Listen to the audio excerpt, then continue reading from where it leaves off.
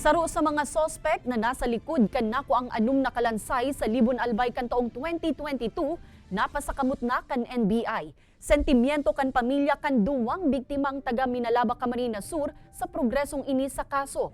Tutukan sa report ni Jessica Calinog. Enero 30, 2024, kan ipresentar sa publiko ka National Bureau of Investigation ang saro sa mga most wanted person sa Bicol Region na sa indanang naarestar sa joint operation kan NBI Bicol asin Laguna District Office kan Enero 29. Ini si Ruel Cabrillas. Saro sa mga pigtutukdong nasa likod kan panggagadan sa anum na personang kalansay na kan nakalot sa Libon Albay bulanin Hunyo 2022. Subject Cabrillas was allegedly responsible in the killing of Gilbert Quinzon and Glenn Quinzon, who went missing on June 6, 2021. Cabrillas is likewise linked to the hacking and beheading of victims Nevin Ansay and Marlon Ansay. Cabrillas is alleged to be a member of Gilbert Concepcion's group. Sigun pa sa opisyal, ang Concepcion Criminal Group subuot ang suspetsado sa panggagadan sa poko mas o menos 30 pang mga police assets sa Libon Albay.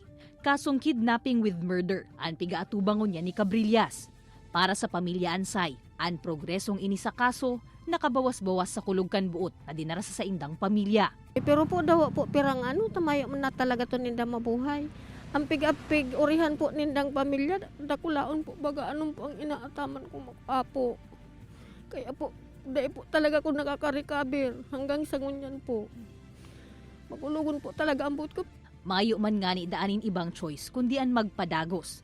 Sigun sa agom ni Marlon, maog masindang madangog ang pagkakadakop sa saro sa mga sospek sa panggagadan sa iyang agom.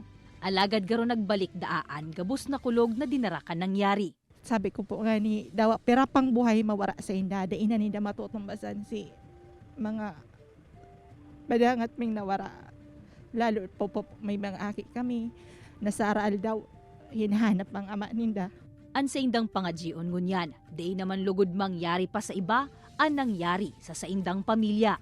An NBI Bicol, padagos man subuot ang espuerso, nganing masusug ang grupo na pigkakabalihan ni Cabrillas. Pangapodan kan ahensya, ang tabang kan publiko, asin kan mga politiko. Kung nakita nyo yung mga membro nito, mag-report lang kayo sa amin para makuha natin, para matapos na rin sila. Kasi kung hanggang nandyan sila, hindi matatapos ang problema sa Albay, lalo na rin sa Libon. At lalo rin sa Region 5 and Region 4, kasi ang tawag nila Region 4. Huwag matakot, magtulungan. Yun lang po.